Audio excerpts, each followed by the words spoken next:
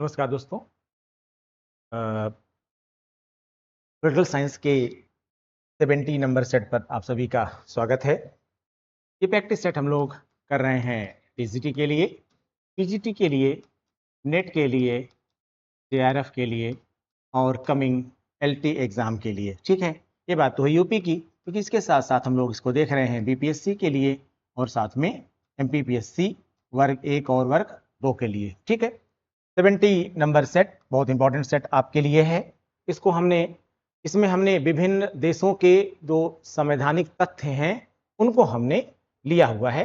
ठीक है, इससे पहले जो 69 नंबर सेट था उसमें भी हमने इसी टाइप के क्वेश्चंस लिए हुए थे, काफ़ी इंपॉर्टेंट हैं वो भी, और ये भी काफ़ी इंपॉर्टेंट है। और जैसे कि मैंने पहले आपसे कहा है कि जो पुराने सेट्स हैं हमारे, उन्हें आप लोग जरूर देखिए, क्योंकि अगर आप 1 से लेकर के 70 तक के सेट का भी रिवीजन कर लेंगे तो अब आप सोचिए कि 15 × 70 कितना हुआ।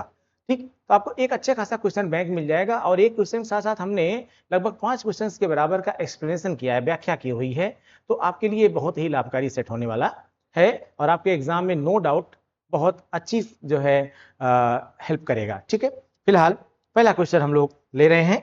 आइए, फ्रांस का वर्तमान संविधान किस गणतंत्र के नाम से जाना जाता है? फ्रांस का वर्तमान संविधान किस गणतंत्र के नाम से जाना जाता है? तृतीय, चतुर्थ, पंचम या फिर षष्ठम? जो वर्तमान संविधान है कहाँ का? फ्रांस का, उसको हम किस गणतंत्र के नाम से जानते हैं? दरअसल आप जानते हैं फ्रांस की व्यवस्था को सुधारने के लिए, ठीक है, या जो फ्रांस की वर्तमान व्यवस्था है उसको हम गणतंत्रात्मक व्यवस्था कहते हैं। और उसमें प्रथम गणतंत्र, द्वितीय गणतंत्र, तृतीय गणतंत्र और चतुर्थ गणतंत्र, ठीक है, तक अगर आप जाएंगे तो इसमें बेसिकली जनता को अधिक अधिकार देने और राष्ट्रपति के या उनकी जो है केंद्रीय शक्ति को कम करने और जनता में अधिक शक्ति निरूपित करने, इट मीन्स की विकेंद्रीकरण को बढ़ावा देने के उद्देश्य से ही लगातार क्रांतियां हुई। ठीक है, उसी क्रम में 5 अक्टूबर 1958, कब?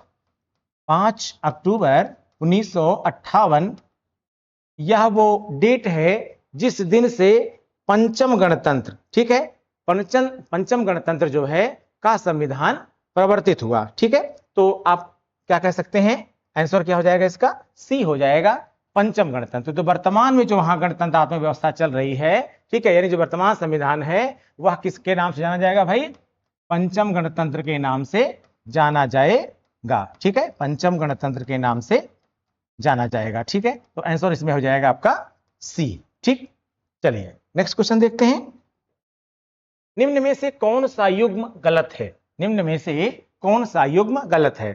फ्रांस संवैधानिक परिषद, दूसरा है स्विट्जरलैंड, लैंड्समाइंड, चीन केंद्रीय सैन्य आयोग,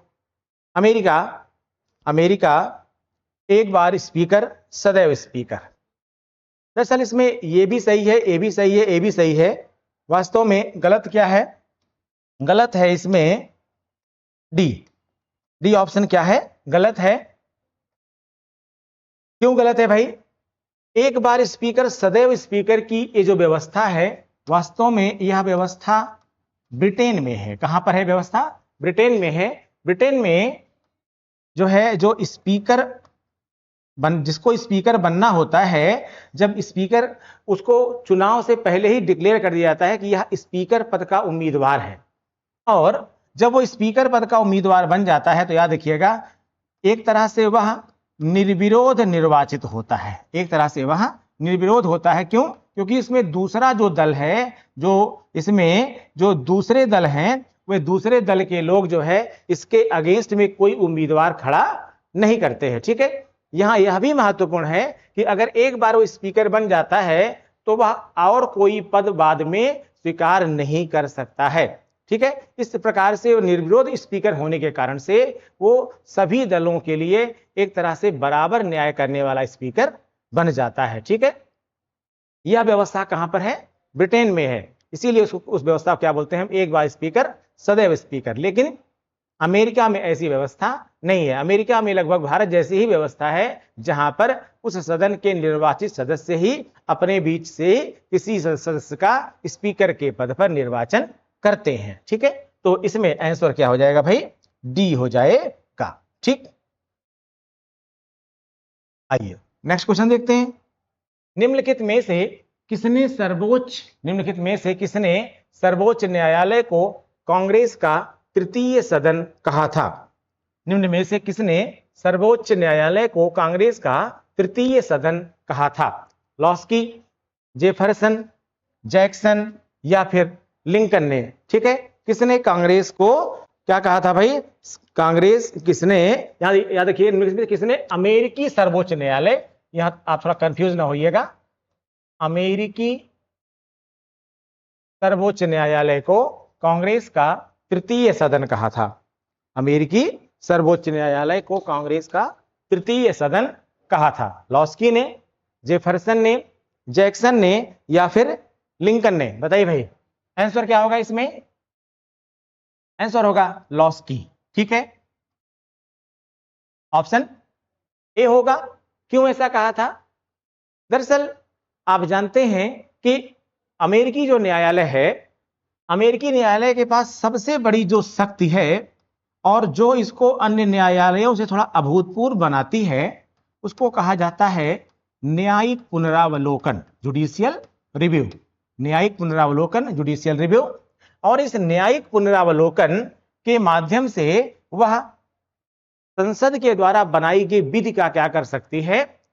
जुडिशियल रिव्यू कर सकती है। यह देख सकती है कि यह संवैधानिक परिप्रेक्ष्य में सही है या फिर गलत है। ठीक है, यहां आप ये भी ध्यान दीजिएगा कि जो अमेरिकी संसद है उसे क्या कहा जाता है?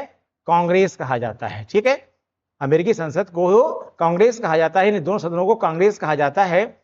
अब चूंकि यहां पर जो अमेरिकी न्यायालय है उसके पास इतनी शक्ति आ गई है कि वह चाहे तो संसद के द्वारा, कांग्रेस के द्वारा बनाए गए किसी भी नियम, उपनियम या विधान को क्या कर सकती है? खत्म भी कर सकती है। यानी एक तरह से कह सकते हैं कि बनाए गए विधानों का वहां पर पुनरावलोकन तो होना ही होना है। इसी आधार पर लॉस्की ने क्या कहा था? इसको कांग्रेस का तृतीय सदन। उन्होंने तो इसको सुपर चैम्बर भी कहा था।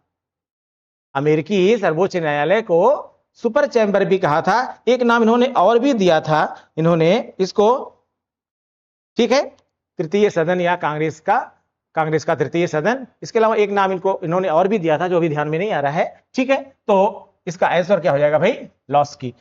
ठीक, आइए अगला क्वेश्चन देखते हैं। ये एक इंफॉर्मेशन है यहाँ पर आपको, 65 डेज का जो कोर्स है आपका क्रैश कोर्स, ये अभी चल रहा है। ठीक है, और बहुत ही जेन्युइन प्राइस में है, इतने कम पैसे में तो आपका, ठीक है, ये 1 महीने के रिचार्ज के बराबर नहीं है। इस कोर्स को आप ले लीजिए।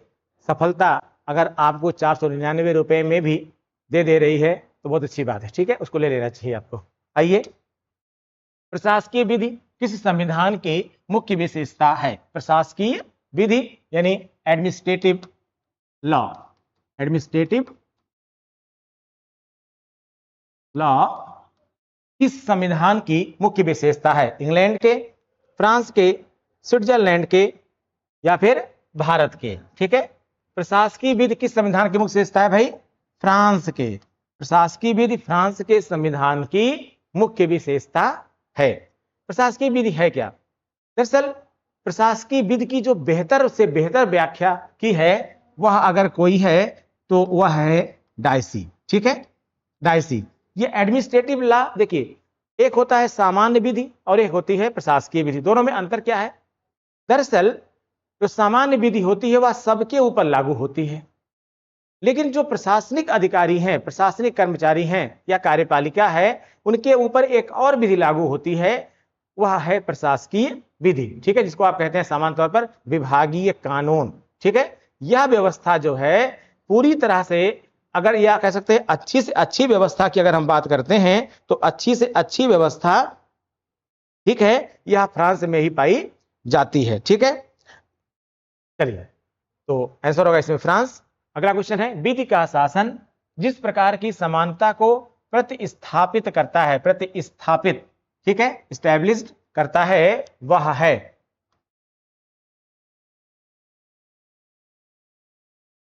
ठीक है, विधि का शासन, ठीक है, रूल ऑफ लॉ, जिस प्रकार की समानता को प्रतिस्थापित करता है वह है, क्या है भाइयों, वह है मूल विषयक, प्रक्रियात्मक, वितरक या फिर प्रतिमानित। विधि का शासन वास्तव में प्रक्रियात्मक समानता को प्रतिस्थापित करता है, प्रक्रियात्मक समानता को प्रतिस्थापित करता है। वास्तव में प्रक्रियात्मक समानता से मतलब यह होता है कि कानून सर्वोपरि है। कानून क्या है, सर्वोपरि है, कानून से ऊपर कोई भी नहीं है, और अगर सभी के लिए है तो जाहिर सी बात है सभी पर समान रूप से लागू होता है। ठीक है, अगर हम यह कह रहे हैं कि कानून से ऊपर कोई नहीं है, इसका मतलब यह है कि यह प्रक्रिया सभी प्रकार से सभी व्यक्तियों के ऊपर लागू होती है। ठीक है, यानी एक ही प्रकार से सभी व्यक्तियों के ऊपर लागू होती है। ठीक, तो आंसर क्या होगा इसका भाई, बी हो जाएगा। आंसर क्या हो जाएगा, बी, प्रक्रियात्मक। आइए नेक्स्ट, विधि की उचित प्रक्रिया न्यायिक व्यवस्था का एक आवश्यक लक्षण है। विधि की उचित प्रक्रिया न्यायिक व्यवस्था का एक आवश्यक लक्षण है। यूके में, फ्रांस में, यूएसए में या फिर भारत में विधि की उचित प्रक्रिया, देखिए एक व्यवस्था वैसी होती है जिसको हम कहते हैं विधि की उचित प्रक्रिया, यानी ड्यू प्रोसेस ऑफ लॉ। लेकिन एक व्यवस्था ऐसी भी होती है जिसको हम कहते हैं procedure established by law. Procedure established by law यानी कानून द्वारा स्थापित प्रक्रिया, कानून द्वारा स्थापित प्रक्रिया। और अगर इस आधार पर आप देखेंगे कि विधि की उचित प्रक्रिया, तो जो विधि की उचित प्रक्रिया की बात है वास्तव में वह व्यवस्था कहां पर है, यूएसए में है, यानी इसका उत्तर क्या हो जाएगा, सी हो जाएगा। लेकिन प्रोसीजर एस्टैब्लिश्ड बाय लॉ यह व्यवस्था कहां पर है, जापान में है, यानी कानून द्वारा स्थापित प्रक्रिया कहां पर है, जापान में है। जबकि विधि की उचित प्रक्रिया कहां पर है, यूएसए में है। और कहीं ना कहीं भारत में भी इसी व्यवस्था को अपनाया गया है, किसमें, विधि की उचित प्रक्रिया। ठीक है, जिसमें जब सर्वोच्च न्यायालय किसी विधि का न्यायिक पुनरावलोकन करता है तो वहां पर भी वह यह देखता है कि कानून के निर्माण में विधि की उचित प्रक्रिया का पालन किया गया है या फिर नहीं किया गया, या किसी भी कार्य में विधि की उचित प्रक्रिया को अपनाया गया है या फिर नहीं अपनाया गया है। ठीक है, तो आंसर इसका हो जाएगा सी। चलिए अगला, निम्नलिखित में से किस वाद में अमेरिकी मुख्य न्यायाधीश मार्शल ने न्यायिक पुनरावलोकन की अवधारणा को परिभाषित किया था।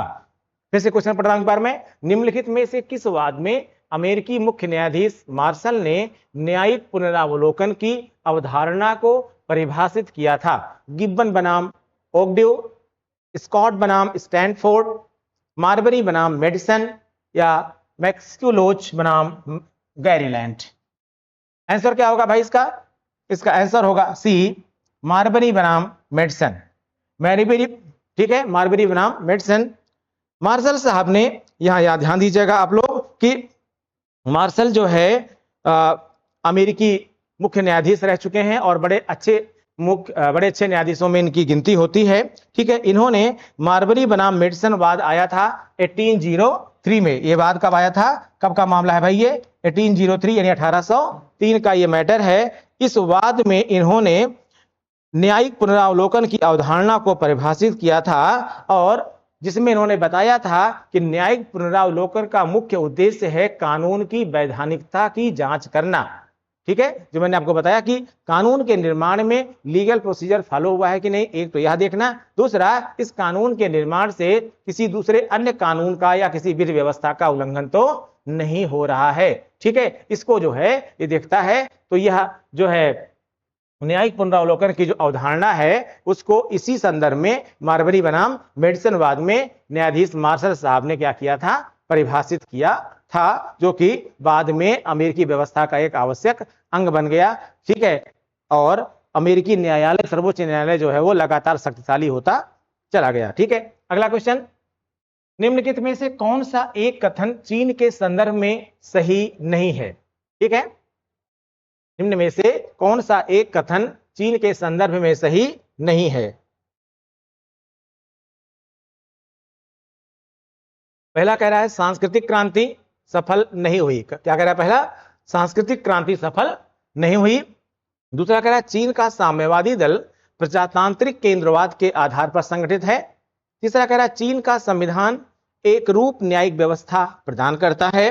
और चौथा कह रहा है कि चीन में माओ के नवीन प्रजातंत्र के विचार को व्यवहार में लाया गया। चीन में माओ के नवीन प्रजातंत्र के विचार को व्यवहार में लाया गया। तो इसमें कह रहा है कौन सा सही नहीं है? जो सही नहीं है बताना है आपको। दरअसल बी सही है, चीन का साम्यवादी दल प्रजातांत्रिक केंद्रवाद के आधार पर संगठित है। इसका मतलब इसमें कोई गलती नहीं, सही है। चीन का संविधान एक रूप न्यायिक व्यवस्था प्रदान करता है।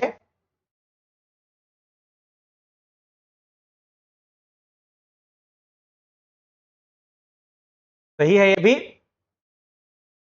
चीन में माओ के नवीन प्रजातंत्र के विचार को व्यवहार में लाया गया, बिल्कुल सही है। वास्तव में ए इसमें गलत है, क्योंकि ए कह रहा है कि सांस्कृतिक क्रांति जो कि 1964 से 1974 तक चली थी यह सफल नहीं हुई। ऐसा नहीं है, ऐसा नहीं है। इस आधार पर आंसर इसका क्या हो जाएगा भाई? इसका आंसर जो है वो ए हो जाएगा। कैसे? इसको जानिएगा। दरअसल अगर हम सांस्कृतिक क्रांति की बात करते हैं या इसको हम जनवादी क्रांति भी कहते हैं, तो जनवादी गणराज्य चीन, जो कि चीन को हम क्या कहते हैं? जनवादी गणराज्य भी कहते हैं। चीन में माओ से तुंग द्वारा चलाए गए एक सामाजिक राजनीतिक आंदोलन का हिस्सा थी। कौन सी? सांस्कृतिक क्रांति जो है वो माओ से तुंग के द्वारा जो है चलाई गई जनवादी क्रांति का एक हिस्सा थी। और यह क्रांति 16 मई 1966 को शुरू हुई थी। कब शुरू हुई थी भाई? ये कब शुरू हुई थी? 16 में 1966 को। ठीक है। अब यहां पर जो 64 दिया गया है उसका रेफरेंस जो है थोड़ा पहले का है, उसको मैं बाद में एक्सप्लेन करूंगा। 1966 से चली थी और याद रखिएगा 10 वर्षों तक चली थी। 1976 तक चली थी। 1966 से स्टार्ट हो रही है और 1976 तक ये चली थी। इसमें कोई शक नहीं है कि चूंकि यह सामाजिक राजनीतिक आंदोलन का हिस्सा थी और इसने चीन के सामाजिक राजनीतिक ढांचे में बहुत सारा बदलाव किया। और जब किसी देश का समाज बदलता है, जब किसी भी देश का समाज बदलता है, राजनीतिक ढांचा बदलता है, तो वहां बहुत सारे कल्चरल चेंजेस अपने आप हो जाते हैं। ठीक है, बहुत सारे सांस्कृतिक परिवर्तन अपने आप हो जाते हैं जो बाद में चीन में या वर्तमान चीन में दिखाई भी पड़ता है। ठीक है, तो आंसर क्या होगा इसका भाई? ए हो जाएगा। ठीक, नेक्स्ट क्वेश्चन। लॉर्ड सभा जब ब्रिटेन के सर्वोच्च न्यायालय के रूप में कार्य करती है तो उस समय हाउस ऑफ लॉर्ड्स में कितने सदस्य कार्यवाही में भाग लेते हैं? ठीक है, लॉर्ड सभा जानते हैं आप, वहां का क्या है? उच्च सदन है। जब ब्रिटेन के सर्वोच्च न्यायालय के रूप में कार्य करता है तो उस समय हाउस ऑफ लॉर्ड्स में कितने सदस्य कार्यवाही में भाग लेते हैं? सभी सदस्य, सिर्फ वंशानुगत पीयर, सिर्फ कानूनी सदस्य या सिर्फ आध्यात्मिक पीयर? आंसर होगा इसका सी, सिर्फ कानूनी सदस्य। ठीक है, जब लॉर्ड सभा सर्वोच्च न्यायालय के रूप में कार्य, यानी कह सकते हैं आप न्यायिक सभा के रूप में कार्य करती है, तो उसमें जो सिर्फ कानूनी सदस्य होते हैं, ठीक है, और ये कानूनी सदस्य होते कौन हैं? ये वह सदस्य हैं जिन्हें कानून का विधिवत ज्ञान रहता है। ठीक है, या वे न्यायिक क्षेत्र में उच्च पदों पर कार्य कर चुके होते हैं या ऐसे किसी पद पर होते हैं या न्यायाधीश के रूप में रहते हैं या कार्य करते हैं। ठीक है, क्योंकि इनका निर्णय अंतिम होता है, इसलिए यह सभा जो है वो काफी महत्वपूर्ण हो जाती है। तो कौन सदस्य भाग लेते हैं केवल उस समय? सिर्फ कानूनी सदस्य। और ये कानूनी सदस्य हैं कौन, वो मैंने आपको बताया अभी। ठीक है, आंसर इसका हो जाएगा सी। अगला, अमेरिका के राष्ट्रपति चुनाव में यदि कोई भी प्रत्याशी आवश्यक बहुमत प्राप्त नहीं करता है तब इसे निर्णय के लिए निर्देशित किया जाता है। अमेरिका के राष्ट्रपति चुनाव में यदि कोई भी प्रत्याशी आवश्यक बहुमत प्राप्त नहीं करता है तब इसे निर्णय के लिए निर्देशित किया जाता है। किसको? निर्वाचक मंडल यानी इलेक्टोरेट को, निर्वाचक गण यानी इलेक्टोरल कॉलेज को, प्रतिनिधि सभा को या फिर सीनेट को। बताइए भाई, अगर किसी को स्पष्ट बहुमत नहीं मिलता है राष्ट्रपति के चुनाव में तो अल्टीमेटली डिसीजन कौन लेता है? यानी फिलहाल राष्ट्रपति के निर्वाचन में अंतिम भूमिका और निर्णायक भूमिका किसकी हो जाती है? आंसर क्या होगा इसका? सी हो जाएगा, प्रतिनिधि सभा, प्रतिनिधि सभा। ठीक है, अगर अमेरिकी चुनाव में राष्ट्रपति के पद के लिए जो है निर्वाचन में अगर किसी को स्पष्ट बहुमत नहीं मिलता है तो अल्टीमेटली जो प्रतिनिधि सभा होती है, प्रतिनिधि सभा को ही क्या होता है? निर्णय करने का अंतिम अधिकार होता है। ठीक है, यहां यह भी याद रखिएगा कि अगर राष्ट्रपति पद के लिए बात है तो यहां पर प्रतिनिधि सभा, ठीक है, अंतिम निर्णय लेती है, लेकिन अगर उपराष्ट्रपति पद की बात होती है तो वही अधिकार सीनेट के पास चला जाता है, यानी उपराष्ट्रपति के निर्वाचन की स्थिति में सीनेट जो होती है वह अंतिम निर्णय लेती है। ठीक है, आइए अगला क्वेश्चन। संयुक्त राज्य अमेरिका के राष्ट्रीय विधानमंडल के रूप में जाना जाता है। संयुक्त राज्य अमेरिका के राष्ट्रीय विधानमंडल के रूप में जाना जाता है। संसद, संघीय संसद, डायट या फिर कांग्रेस। संयुक्त राज्य अमेरिका के राष्ट्रीय विधानमंडल के रूप में जाना जाता है किसको? संसद को, संघीय संसद को, डायट को या फिर कांग्रेस को। आंसर होगा इसका डी, कांग्रेस। ठीक है, क्यों होगा भाई कांग्रेस? अभी हमने आपको बताया था कि जो अमेरिकी संसद है, पार्लियामेंट है, उसको क्या कहा जाता है? कांग्रेस कहा जाता है। और यह जो कांग्रेस है इसके दो सदन हैं। ठीक है, दो सदन, जैसे यहाँ पर दो सदन है ऐसे ही वहां पर भी दो सदन है। यह अलग बात है कि मैंने अभी कराया था क्वेश्चन कि लॉस्की साहब ने अमेरिकी सर्वोच्च न्यायालय, जो अमेरिका का सर्वोच्च न्यायालय है, अमेरिकी सर्वोच्च न्यायालय को कांग्रेस का क्या कह दिया था? तीसरा सदन भी कह दिया था, थर्ड चैम्बर भी या थर्ड हाउस भी कह दिया था। ठीक है, आंसर क्या हो जाएगा इसका? डी यानी कांग्रेस। ठीक, बहुदलीय व्यवस्था नहीं पाई जाती है। नेक्स्ट क्वेश्चन क्या कह रहा है कि बहुदलीय व्यवस्था नहीं पाई जाती है कहां? फ्रांस में, जर्मनी में, ऑस्ट्रेलिया में या फिर क्यूबा में। फ्रांस में, जर्मनी में, ऑस्ट्रेलिया में या फिर क्यूबा में बहुदलीय व्यवस्था इनमें से कहां नहीं पाई जाती है? इसमें भी आंसर होगा डी। कहां पर? क्यूबा में। बहुदलीय व्यवस्था क्यूबा में नहीं पाई जाती है। फिदेल कास्ट्रो, आपने नाम जरूर सुना होगा। ठीक है, रंग बिरंगे कपड़े पहनते थे और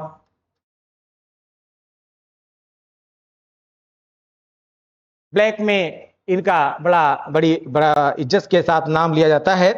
फिदेल कास्ट्रो के नेतृत्व में, फिदेल कास्ट्रो के नेतृत्व में जो है 1959 में क्यूबा में तानाशाही और जो सर्वाधिकारवादी व्यवस्था थी उसके विरोध में एक कह सकते हैं आंदोलन या क्रांति हुई और उस क्रांति के परिणाम स्वरूप एक दलीय जनतंत्र की नींव रखी गई। कहां पर?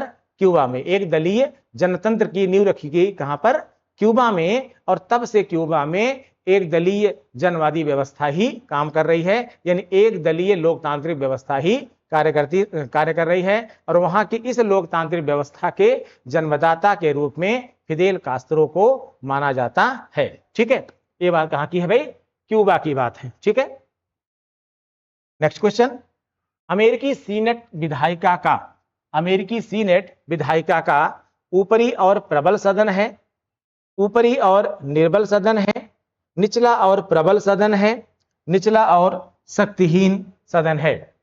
अमेरिकी सीनेट, ठीक है, अमेरिकी सीनेट। अभी हमने आपको इससे पहले बताया था अमेरिकी व्यवस्था के बारे में। ठीक है बेटा, क्या बताया था मैंने आपको कि जो अमेरिकी सीनेट है वह विश्व का सबसे शक्तिशाली सदन माना जाता है। क्यों माना जाता है? यह उच्च सदन कहा जाता है और प्रबल सदन कहा जाता है। उच्च सदन कहा जाता है और प्रबल सदन कहा जाता है। और यह सदन जो है ऐसा सदन है जिसमें यह राज्यों का, हमारी राज्यसभा की तरह राज्यों का प्रतिनिधित्व करता है, राज्यों का प्रतिनिधित्व करता है। और हमने आपको बताया था कि हमारे यहाँ जो है तो क्या व्यवस्था है कि प्रत्येक राज्य की राज्यसभा में अलग अलग सीटें हैं, जबकि अमेरिकी व्यवस्था में क्या है कि प्रत्येक राज्य की सीटें निर्धारित है, यानी प्रत्येक राज्य जो होता है उसके लिए प्रत्येक राज्य को दो सीटें क्या कर दी गई हैं? निर्धारित कर दी गई। दो सीटें निर्धारित कर दी गई हैं। अब इसका फायदा भी है भाई, इसका नुकसान भी है। जो छोटे राज्य हैं उनको इसका फायदा है, जो बड़े राज्य हैं वो उनका नुकसान है, लेकिन फिलहाल इस पर कोई विवाद वहां पर नहीं है और यह व्यवस्था चली आ रही है। यहाँ ये भी याद रखिएगा कि सीनेट की जो कुल सदस्य संख्या है, चूंकि यहाँ 50 राज्य हैं अमेरिकी संघ में, तो इस आधार पर संख्या कितनी हो गई? 100 हो गई भाई। अगर 50 स्टेट्स हैं तो 2 सबसे लिए जाएंगे तो क्या हो जाएगी संख्या? 100 हो जाएगी। ठीक है, 100 इनकी संख्या है। और यहाँ ये भी याद रखिएगा, जैसे हमारी राज्यसभा का कार्यकाल 6 साल है, वैसे ही इसके सीनेट के सदस्यों का कार्यकाल भी कितना रखा गया है? 6 वर्ष रखा गया है। ठीक है, तो इसमें आंसर क्या हो जाएगा? ए, ऊपरी और प्रबल सदन, यानी अमेरिकी सीनेट क्या है? ऊपरी और प्रबल सदन। अगला क्वेश्चन, यह किसका मत है कि ब्रिटिश संविधान का अस्तित्व नहीं है? यह किसका मत है कि ब्रिटिश संविधान का अस्तित्व नहीं है? D टॉकविले, Ramsay mayor, H Laski या फिर ब्रोगेन। दरअसल यह स्टेटमेंट है डी टॉकविले। ठीक है, ये क्या कहते हैं? ये कहते हैं कि जो ब्रिटिश संविधान है वह ऐसा संविधान है जिसमें संविधान जैसा कुछ है ही नहीं है, यानी संविधान जैसा ब्रिटेन में कुछ है ही नहीं है। क्योंकि आप जानते हैं ब्रिटेन का संविधान विश्व का अलिखित संविधान माना जाता है। और ऐसा केवल डी टॉकविले ही नहीं कहते हैं, अमेरिकी विचारक टॉमस पेन, नाम सुना होगा आपने, टॉमस पेन साहब भी यही कहते हैं। टॉमस पेन साहब यह कहते हैं कि जो ब्रिटिश संविधान है वह वास्तव में कोई संविधान नहीं है, जबकि परंपरा द्वारा स्थापित की गई यह एक व्यवस्था है। ठीक है, इसी संदर्भ में जॉर्ज बर्नार्ड शॉ, सभी लोग जानते हैं इनको, जॉर्ज बर्नार्ड शॉ, ये क्या कहते हैं? ये इसके संदर्भ में कहते हैं कि ब्रिटिश संविधान नहीं है, क्योंकि कोई नहीं जानता कि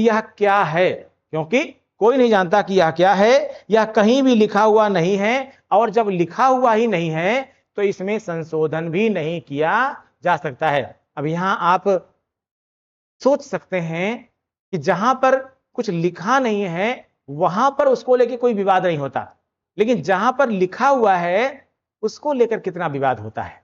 तो इससे आप थोड़ा सा जो हमारे इंटेलिजेंट क्वेश्चन है उसका लेवल आप अपने आप समझ सकते हैं। ठीक है, कि कभी कभी बौद्धिकता में कितना अंतर हो जाता है। जहां सब लिखा है वहां हजारों विवाद है, जहां कुछ नहीं लिखा है वहां कोई विवाद नहीं है। ठीक है, और अगला क्वेश्चन देख लीजिएगा आप लोग,